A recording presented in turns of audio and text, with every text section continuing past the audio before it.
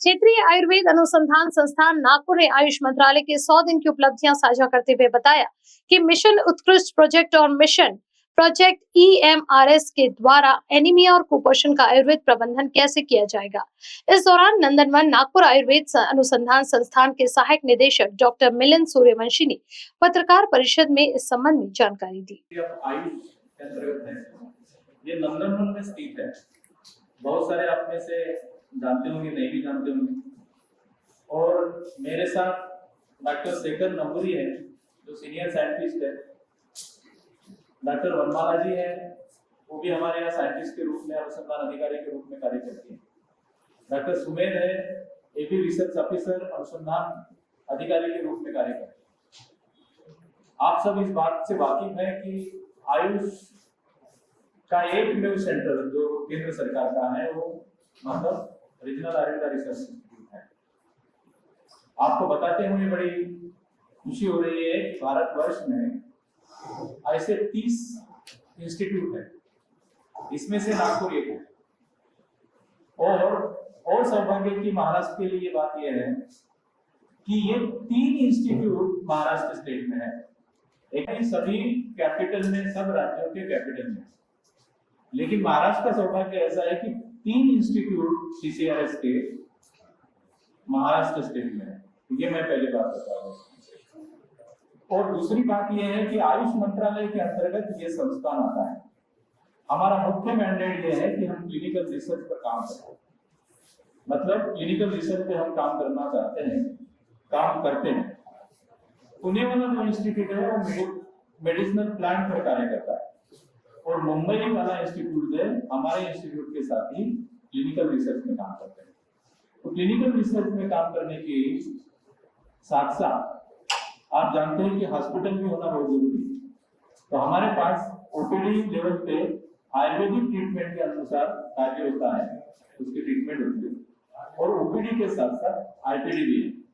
और आपके साथ ये साझा बात करने में बहुत अच्छा लग रहा है मुझे कि नागपुर शहर का आयुर्वेद क्षेत्र का ये पहला एकमेव संस्थान है या हॉस्पिटल है जो NABH और NABM प्राप्त है। आप लोगों ने शायद NABH हुए हैं। इसमें से 21 जुलाई 2024 को जिनेवा स्टेट में WHO के साथ एक समझौता हुआ, और उस समझौते के तहत आयुष मंत्रालय अपने पारंपरिक चिकित्साओं के ऊपर कार्य कर रहा है। दूसरा जो मेडिसिनल प्लांट्स है उसमें वियतनाम में एक समझौता हुआ जो 1 अगस्त 2024 में हुआ, और इसके अनुरूप एक MOU साइन होके उसकी मतलब उस पर गतिविधियां अभी चल रही है।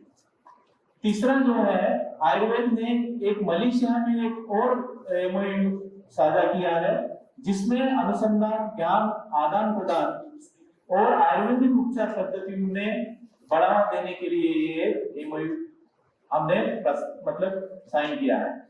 भारत और मलेशिया ये द्विपक्षीय संबंधों के विकास के बारे में ये नया अध्याय खोला गया है। तो उसमें आयुर्वेद शिक्षण, अनुसंधान और यूनिवर्सिटी टुकू अब्दुल रहमान में आयुर्वेद चेयर का संचालन भी मलेशिया में किया गया। चौथा पहल हो गई है कि एक जड़ी बूटी एक मानक पहल पर बढ़ावा देना बहुत जरूरी हो गया है। और 6 अगस्त 2024 को भारतीय चिकित्सा एवं होम्योपैथी के लिए फार्माकोपिया आयोग, जिसको PCIM&H और भारतीय फार्माकोपिया आयोग IPC ने कुछ क्षेत्र में की है, ऐसा नहीं है, लेकिन उसमें जो सिम्टम्स दिख रहे हैं आप लोगों को वो क्रॉनिक सिम्टम्स के तौर पे जा रहे हैं, बराबर है ना।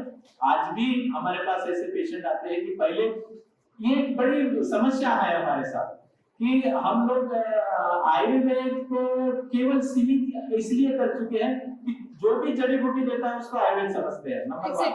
तो इस समझौते को मैं दूर करना चाहूंगा कि जो जड़ी बूटी की दवा देते हैं वो आयुर्वेद नहीं है, केवल आयुर्वेद नहीं है। हाँ, वो आयुर्वेद हो सकता है लेकिन वो आयुर्वेद नहीं है। जब तक वो क्वालिफाइड डॉक्टरों के पास से नहीं जाता तब तक आयुर्वेद नहीं है। समझ लीजिए, इस बात को समझ लीजिए। ऐसे बहुत सारे पारंपरिक चिकित्सक है जो क्वालिफाइड नहीं है लेकिन दवाई देते हैं। कुछ कुड़िया 7 दिन की दवा, मैंने भी सुना है 7 दिन की दवा लेके जाओ आप 100% ठीक हो जाओगे, ये गारंटी के साथ दवा देते हैं। तो ये आयुर्वेद नहीं है, प्लीज आप इसको संरक्षित ना करें। तो आयुर्वेद अपने शास्त्रों के अनुसार, उसके प्रकृति के अनुसार, उसकी अवस्था के अनुसार, उसकी बल और क्षमता के अनुसार, रोग अवस्था के अनुसार जो उपचार करते हैं उसको हम आयुर्वेद शास्त्र कहते हैं। वो साइंस है, इस बात को लें। और हमारे पास जितने भी मरीज आते हैं, मैं आप लोगों को साझा करना चाहता हूँ कि हमारे पास ऐसी कुछ दवाएं हैं जिसको हम उपयोग करते हैं और उसमें लाभ मिलता है। अब अपनी मुस्कुराहट को और खूबसूरत बनाएं सिर्फ डॉक्टर पाटल्स क्लिनिक के साथ, जहां महज 50 रुपए में होगी आपकी दांतों की जांच। डॉक्टर पाटल्स क्लिनिक जो देता है मुफ्त और किफायती दामों में अन्य स्वास्थ्य सेवाएं भी। तो देर किस बात की, अभी विजिट करें doctor Patil's general and dental clinic, Shahanshah Chowk, आशीर्वाद नगर, बड़ा ताजबाग के पीछे, नागपुर। अधिक जानकारी के लिए संपर्क करें 7276358858 पर।